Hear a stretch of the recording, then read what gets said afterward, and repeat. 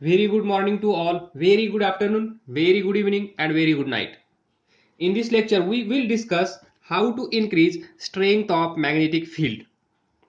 In last two lecture, we have discussed that the magnetic field due to straight wire carrying current, magnetic field due to circular loop carrying current. Then see here how to increase strength of magnetic field. This is the magnetic field due to straight conductor direction. जर current इथून इकडे जात असेल तर direction कशी असेल, direction of magnetic field lines कशी असेल, या डायरेक्शन मध्ये, म्हणजेच अँटी क्लॉकवाईज डायरेक्शन. जर आपण वरून इथून पाहिलं by Maxwell's right hand thumb rule नुसार डायरेक्शन कशी असेल, anti clockwise, right hand thumb rule. See ज्यावेळेस आपण टॉप व्ह्यू मध्ये पाहू त्यावेळेस जी कर्ल फोर फिंगर्स आहेत त्यांची डायरेक्शन कशी आहे, anti clockwise direction. And thumb indicates, thumb points in the direction of current, that is from this point to this. तर पहा, देन असा विचार केला गेला की ते जे मॅग्नेटिक फील्ड भेटत आहे ते जर ही वायर आपण सर्क्युलर बनवली अशी, तर इथे मॅग्नेटिक फील्ड लाईन्स तयार होतात, हे पाहिलं. त्यानंतर इथे मॅग्नेटिक फील्ड लाईन्स तयार होतात, हे पाहिलं. हे दोनच पॉइंट आपण कन्सिडर केले आहेत. असं प्रत्येक पॉइंटला मॅग्नेटिक फील्ड लाईन्स तयार होत असतील. आणि सेंटरला आपण पाहिलं कशी होती, स्ट्रेट लाईन. इथे पहा, magnetic field B is directly proportional to current. Magnetic field B inversely proportional to distance. म्हणजे जसं जसं आपण या वायर पासून दूर जातो तसं तसं मॅग्नेटिक फील्ड ची स्ट्रेंथ काय होते, कमी. डिस्टन्स वाढवलं तर मॅग्नेटिक फील्ड स्ट्रेंथ काय होते, कमी. करंट वाढवला तर मॅग्नेटिक फील्ड वाढते. हे आपण याच्यामध्ये पाहिलं. देन सेकंड, इथे असेल आपली बॅटरी. करंट इथून जात असेल इन दिस डायरेक्शन, त्यावेळेस आपण पाहिलं हा सीन क्रिएट झाला होता. याच्यामधून करंट असा फ्लो होत असेल तर आपण हा सेगमेंट, सेगमेंट म्हणजे ही जी वायर आहे या वायरचा छोटासा तुकडा, a piece of this wire we considered. आणि हे आपल्यासाठी कसं असेल, स्ट्रेट लाईन, म्हणजेच याच्यासारखं. तर मग राईट हँड थंब रूल आपण याला अप्लाय करू शकतो आणि तिथून आपल्याला याची डायरेक्शन भेटेल इन दिस डायरेक्शन, याची भेटेल. याच्यासाठी कसं असेल, करंट अपवर्ड असेल. याच्यासाठी करंट कसा असेल, डाऊनवर्ड असेल. तर इथे मॅग्नेटिक फील्ड लाईन्सची डायरेक्शन कशी असेल, अशी. सेंटर अशी. तर पहा, या साईडला पहा, या साईडला डायरेक्शन आहे, या साईडला पहा, या साईडला डायरेक्शन आहे. सर्व मॅग्नेटिक फील्ड लाईनची डायरेक्शन एकाच साईडला आहे. म्हणजे या सर्वजण या ज्या मॅग्नेटिक फील्ड लाईन्स आहेत त्या काय होतील, ऍड. म्हणजेच मॅग्नेटिक फील्ड स्ट्रेंथ काय होईल, पी वाढेल. याच्यामुळे याच्यामुळे याच्यामुळे याच्यामुळे याच्यामुळे याच्यामुळे याच्यामुळे हे सर्वांची काय होईल, ऍडिशन. ऍडिशन म्हणजेच मॅग्नेटिक फील्ड स्ट्रेंथ काय होईल, इन्क्रीज होईल. हे आपल्याला याच्यात पाहायला भेटलं. इथे पण आपण पाहिलं magnetic field B is directly proportional to current. जर करंट वाढवला तर मॅग्नेटिक फील्ड वाढतं. Then B is directly proportional to 1/r और इनव्हर्सली प्रोपोर्शनल टू डिस्टन्स. इथे पाहिलं जर डिस्टन्स वाढवलं तर मॅग्नेटिक फील्ड स्ट्रेंथ कमी होते. म्हणजे इथून जसं जसं आपण इकडे जाऊ तसं तसं याप्रमाणेच मॅग्नेटिक फील्ड काय होतं, कमी कमी होत जातं आणि सेंटरला किती असतं, कमी. As per this. Then now question is that how to increase. पहा, इथे जे मॅग्नेटिक फील्ड आपल्याला भेटलं ते आपण अशा प्रकारे वाढवलं. अजून याच्यापेक्षा जास्त जर आपल्याला वाढवायचं असेल तर क्वेश्चन मार्क काय करावं लागेल? तर पहा, आपण काय केलं सुरुवातीला, this is straight conductor carrying current I. त्यानंतर याच कंडक्टरला आपण काय केलं, सर्क्युलर बनवलं, सर्क्युलर लूप तयार केला. त्यानंतर इथून इकडे जसं जसं आपण जात आहोत तसं तसं मॅग्नेटिक फील्डची स्ट्रेंथ वाढत आहे. तर आता पहा, अजून याच्यापेक्षा जास्त वाढवण्यासाठी आपण काय करू शकतो? तर पहा, अजून आपल्याला मॅग्नेटिक फील्ड वाढवण्यासाठी आपण काय करू शकतो? ही जी वायर आहे, ही वायर पहा, याला काय म्हणतो आपण? One circular loop. जो इथे आपण कन्सिडर केला आहे, हे किती आहेत? One circular loop. त्यानंतर याला असं अजून पहा, आता किती झाले? 2. त्याच्यानंतर वायर कमी पडत आहे, इथे पहा 3. त्यानंतर अजून माझ्याकडे वायर अवेलेबल असती तर अजून याला मी वाइंड करू शकलो असतो आणि अजून number of turns, number of loops me increase करू शकलो असतो. तर याच्याने काय होईल असं केल्याने? तर पहा, number of turns, number of loops जर आपण वाढवले तर एका लूपमुळे जर आपल्याला मॅग्नेटिक फील्ड B1 भेटत असेल, अजून एक लूप घेतला त्याच्यामुळे B2 भेटत असेल, अजून एक लूप घेतला तर त्याच्यामुळे B3 भेटत असेल, तर या सर्वांची डायरेक्शन पहा, सर्वांची डायरेक्शन हे एकच असेल इन दिस वे. हे जे 3 लूप आहेत इथे आपण कन्सिडर करणार, या तिघामुळे जे मॅग्नेटिक फील्ड लाईन्स तयार होत असतील त्या तिन्ही मॅग्नेटिक फील्ड लाईन्सची डायरेक्शन कशी असेल? सेम. जी एका लूपसाठी असेल याच्यासाठी तीच या लूपसाठी असेल, त्यानंतर तिसऱ्या लूपसाठी तीच डायरेक्शन असेल. म्हणजेच magnetic field due to first circular loop, magnetic field due to second circular loop, magnetic field due to third circular loop, सर्वांची काय होईल? ॲडिशन. सर्वांची डायरेक्शन सेम असल्यामुळे, सर्व एकाच डायरेक्शनमध्ये असल्यामुळे सर्वांची ॲडिशन होईल आणि आपल्याला जे मॅग्नेटिक फील्ड भेटणार आहे ते कसं भेटेल? इन्क्रीज. म्हणजेच एक सिंगल वायर होती, त्याचा सर्क्युलर लूप बनवला तर मॅग्नेटिक फील्डची स्ट्रेंथ वाढली हे आपल्याला दिसून आलं.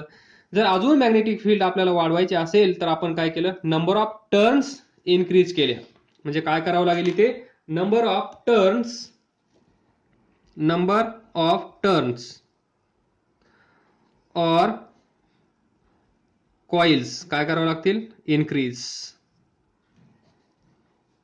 नंबर ऑफ टर्न्स और कॉइल इन्क्रीज केल्यानंतर एकामुळे एवढं, दुसऱ्यामुळे एवढं, तिसऱ्यामुळे एवढं, अजून चौथा असेल तर त्याच्यामुळे, आणि असे जेवढ्या सर्क्युलर लूप्स अवेलेबल असतील तेवढ्यामुळे मॅग्नेटिक फील्ड तयार होईल आणि ते सर्वांची डायरेक्शन सेम असल्यामुळे सर्व ॲड होतील आणि ॲड झाल्यामुळे आपल्याला मॅग्नेटिक फील्ड स्ट्रेंथ वाढलेली दिसून येईल.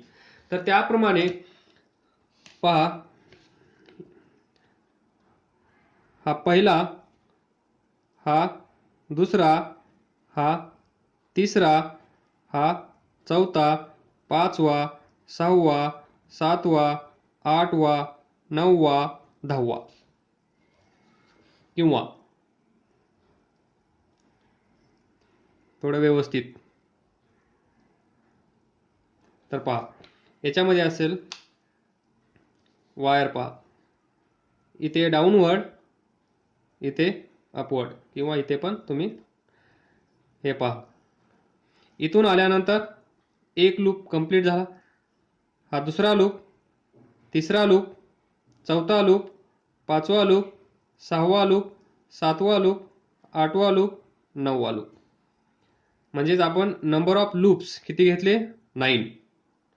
असे याच्यामुळे एक लूप म्हणजे दिस सिच्युएशन, परत हा दुसरा लूप म्हणजे दिस सिच्युएशन, तिसरा लूप म्हणजे दिस, याच्यामुळे एवढं, दुसऱ्यामुळे अजून एवढं, तिसऱ्यामुळे अजून एवढं, चौथ्यामुळे अजून एवढं, सर्वांची ॲडिशन होईल, सर्वांची डायरेक्शन सेम असेल त्यामुळे सर्व ॲड होतील आणि मॅग्नेटिक फील्ड जे भेटेल आपल्याला ते कसं असेल, इनक्रीज. आलं लक्षात? तर लक्षात घ्या,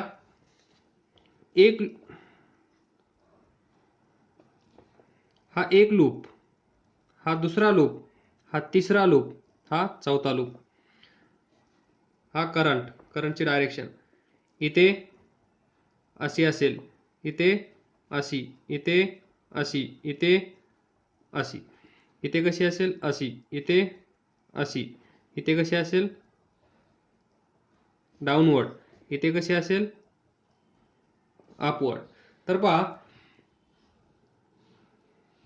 हा एक लूप, याच्यामुळे B1, हा दुसरा लूप B2, हा तिसरा लूप B3, 1 2 3, हा 4 B4. तर पहा, हा जो सर्क्युलर लूप असेल पहिला, तो दुसरा, तिसरा, चौथा कसे असतील, सेम. सर्वांची रेडियस कशी असेल, सेम असतील, इन रेडियस. त्यांची लेंथ सेम असेल त्या वायरची. तर रेडियस सेम असल्यामुळे काय होईल, हे जे आहे मॅग्नेटिक फील्ड B1 जेवढं असेल तेवढंच B2 असेल, तेवढंच B3 असेल, तेवढंच B4 असेल. तर जर B1 is equal to B2 is equal to B3 is equal to B4 असेल, तर B इज इक्वल टू कसं असेल, B1 B2 B3 plus B4. सर्वांचं मॅग्निट्यूड जर सेम असेल, त्यांची ॲडिशन आपण करत असाल तर याला कसं लिहितो आपण, N टाइम्स B1 किंवा N टाइम्स B2 किंवा N टाइम्स B3 किंवा N टाइम्स B4. म्हणजेच finally N into magnetic field due to one circular loop. आलं लक्षात? Total magnetic field is equal to N times magnetic field due to one circular loop. आलं लक्षात?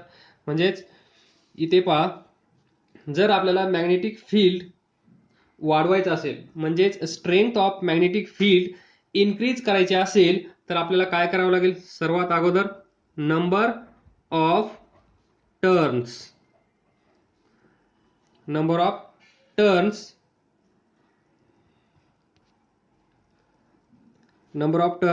वाढवाव्या लागतील.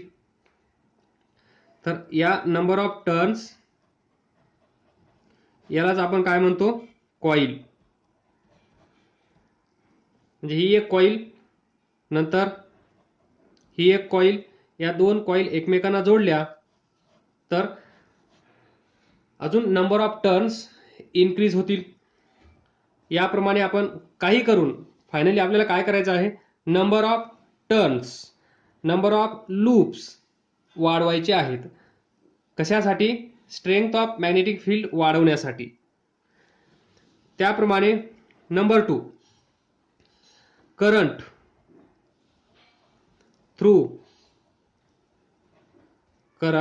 Through circular loop आपण increase करू शकतो. इथे आपण पाहिले, इथे पण तेच आहे, इथे पण तेच आहे. त्यानंतर third, magnetic field is inversely proportional to distance. इथे आपण म्हणू शकतो याच्यासाठी डिस्टन्स किंवा रेडियस ऑफ सर्क्युलर लूप. मागच्या लेक्चरमध्ये पण हे एक्झाम्पल दिलं होतं. पहा, हे व्हिज्युअलाइज करण्याचा प्रयत्न करा. हा जर मॅग्नेट असेल आणि या मॅग्नेटचं मॅग्नेटिक फील्ड एवढ्या एरियामध्ये क्रिएट होत असेल, तर या फील्डमध्ये जर आपण आयर्न पार्टिकल इथे ठेवला तर तो इथे अट्रॅक्ट केला जातो, इथे ठेवला तर तो अट्रॅक्ट केला जातो, इथे ठेवला तरी तो अट्रॅक्ट केला जातो, इथे ठेवला तरी तो या मॅग्नेटकडे अट्रॅक्ट केला जातो. पण जर हा आयर्न पार्टिकल इथे ठेवला, या मॅग्नेटिक फील्डच्या बाहेर ठेवला, तर हा इकडे अट्रॅक्ट केला जाणार नाही. आलं लक्षात? म्हणजेच जसं जसं आपण या मॅग्नेट पासून दूर जाऊ तसं तसं मॅग्नेटिक फील्ड किंवा मॅग्नेटिक फील्ड स्ट्रेंथ काय होत आहे? कमी. म्हणजे डिस्टन्स वाढत आहे, आरची व्हॅल्यू वाढत आहे, पण मॅग्नेटिक फील्ड कमी होत आहे. तेच लॉजिक इथे आहे. Magnetic field is inversely proportional to distance or radius of circular loop. This circular loop. इथे असेल करंट, ही पहिली मॅग्नेटिक फील्ड लाईन, दुसरी मॅग्नेटिक फील्ड लाईन, तिसरी मॅग्नेटिक फील्ड लाईन. जसं जसं आपण इथे मॅग्नेटिक फील्ड वेगळा असेल, इथे मॅग्नेटिक फील्ड वेगळा असेल म्हणजे कमी असेल, इथे मॅग्नेटिक फील्ड जेवढं असेल तेवढं इथं नसेल, आणि इथं जेवढं असेल तेवढं इथं नसेल, अँड सो ऑन. शेवटी एक पॉइंट असा येईल की तिथे मॅग्नेटिक फील्ड नसेल. समजा हे हा तो एरिया म्हणजेच हा पॉइंट इथे. त्याप्रमाणे आणि हे आपण पाहिलं इथे सेंटरला स्ट्रेट लाईन्स तयार होतात, आणि जसं जसं आपण दूर जातो तसं तसं हे सर्कल्स बिगर अँड बिगर साईजचे तयार होत राहतात, आणि दूर जसं जसं जाऊ तसं मॅग्नेटिक फील्ड कमी कमी होत जातं. हे पण लक्षात ठेवा. This is more about how to increase strength of magnetic field. भरपूर काही आपण डिस्कस केलं आहे, एवढं डिस्कस करण्याची गरज नव्हती. तर पहा, strength of magnetic field produced by current carrying circular coil can be increased by increasing number of turns of wire in the coil. लक्षात ठेवा. इथे मी